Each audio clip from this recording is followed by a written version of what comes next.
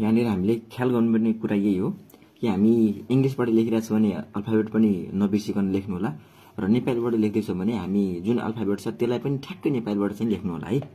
र यो simple number चाहिँ हाम्रो एकदमै सही हुनुपर्छ किनभने हाम्रो चाहिँ पछाडि गएर सम्पूर्ण विद्यार्थीको चाहिँ सम्पूर्ण विवरण यहीँबाट थाहा पाउने हुन्छ। त्यही भएर चाहिँ हामीले एकदमै यो लेख्दाखेरि एकदमै ख्याल गरेर लेख्नुपर्छ। अब त्यसै गरी सिम्पल नम्बर अक्षरमा भनेको छ हामी सरासरी गर्नु होला 1 10 100 1000 10,000 लाख 10 लाख अनि करोड भनेपछि यहाँनिर ठ्याक्कै 8 करोड अनि त्यसपछि हाम्रो यो 20 लाख त्यसै गरी 186 चाहिँ हुन आउँछ है। त्यो चाहिँ हामी यहाँ चाहिँ लेख्न नबिर्सिनु होला। त्यसै गरी यदि इङ्ग्लिसको हामी इक्जाम दिइरहेछौँ भने इङ्ग्लिसको दिन पनि ठ्याक्कै हामीले यसलाई इङ्ग्लिसबाटै लेख्नुपर्ने हुन्छ। सिम्पल नम्बर इन वर्ड भनेको छ यसलाई हामीले इङ्ग्लिसबाट लेख्नुपर्ने हुन्छ। त्यहाँनिर चाहिँ के लेख्न सकिन्छ भन्दाखेरि 8 करोड 20 लाख्स त्यसै गरी 186 एच चाहिँ लेख्नुपर्ने हुन्छ जुन चाहिँ यहाँनिर लेख्नु होला। त्यसपछि अब अर्को कुरा हामीले ध्यान दिनुपर्ने कुरा भनेको यो यहाँ रहेको छ परीक्षा केन्द्र। अब हाम्रो परीक्षा केन्द्र कहाँ रहेको छ कुन विद्यालयमा हाम्रो सेन्टर परेको छ त्यो विद्यालयको नाम चाहिँ यहाँनिर लेख्नुपर्ने हुन्छ है। त्यो चाहिँ तपाईँहरू पहिला नै थाहा पाइसक्नुहुन्छ कुन सेन्टर हाम्रो कहाँ परेको भनेर त र त्यो चाहिँ विद्यालयको नाम यहाँ लेख्नु होला। त्यसपछि हामी यो पाइसकेपछि अब हामी कुरा गर्छौँ हामी लेख्दै जान्छौँ।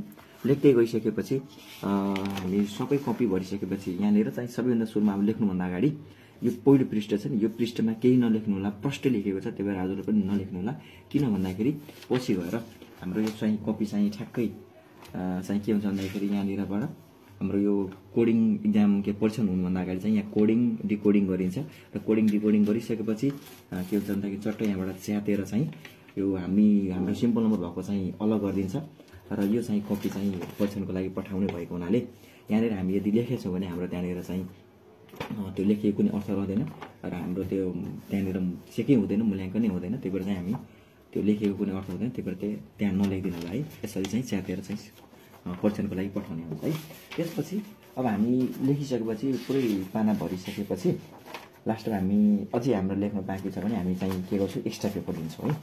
एक्स्ट्रा पेपर हामी निरीक्षकबाट चाहिँ माग गर्छौँ। निरीक्षकले दिइसकेपछि निरीक्षक पाउने बित्तिकै फेरि हामीले के गर्नुपर्छ भन्दाखेरि सुरुमै यहाँनिर हेर्न सक्नुहुन्छ निरीक्षकको हस्ताक्षर भनेछ पाउने बित्तिकै हामी त्यहाँनिर हाम्रो कक्षा कोठामा को निरीक्षक हुनुहुन्छ को गार्ड हुनुहुन्छ उहाँलाईबाट हामी साइन गराएर मात्रै हामी लिने हो।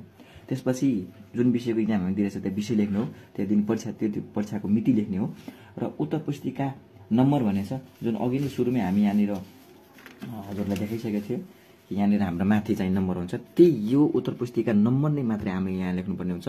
थप पेपरमा चाहिँ हामीले फेरि सिम्बल नम्बर अरू केही पनि लेख्नुपर्ने हुँदैन है र सङ्केतहरू पनि नदिनु होला नामहरू पनि त्यहाँ उल्लेख नगर्नु होला किनभने त्यो एकदमै सेन्सिटिभ र गोप्य परीक्षण गर्नुपर्ने भएको हुनाले त्यहाँनिर हामीलाई चाहिँ निर्देशनमै भनेको हुन्छ कि कुनै प्रकारको सङ्केत वा चाहिँ नम्बर वा चाहिँ नाम चाहिँ उल्लेख गर्न पाइँदैन है। यदि गर्नुभयो भने तपाईँको त्यो कपी परीक्षण नहुन पनि सक्छ त्यही भएर चाहिँ ख्याल गर्नु होला है।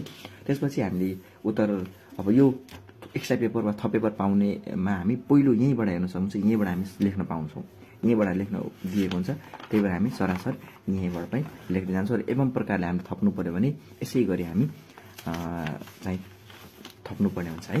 त्यसपछि अब हामी कुरा गरौँ यो परीक्षार्थी हाजिरी फारमको।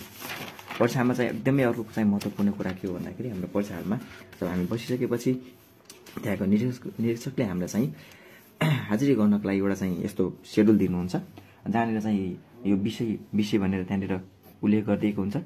त्यसै गरी हाम्रो पत्र भनेर त्यहाँ लेखिदिनु भएकै हुन्छ मिति हुन्छ र कति नम्बर कोठामा छ कोठा नम्बर त्यहाँ उल्लेख गरिदिएको हुन्छ।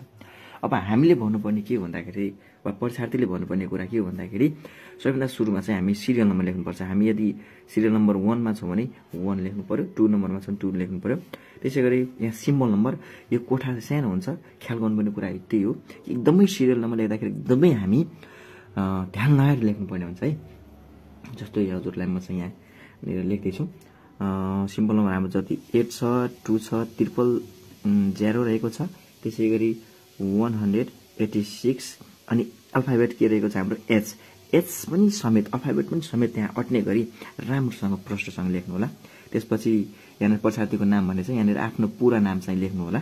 त्यसै गरी उत्तर पुस्तिका नम्बर सुरुमै हामीले किन पटक हामी भनिरहेको छौँ कि उत्तर पुस्तिका पाउने बित्तिकै हामीले एकदम यो नम्बर चाहिँ ख्याल गरेर हेर्नु होला। किन भन्दाखेरि यो उत्तर पुस्तिका नम्बर हामीलाई जहाँ पनि आवश्यक पर्छ। त्यही भएर यदि प्रष्ट छैन भने सुरुमै फिर्ता गर्न लाउनु होला है।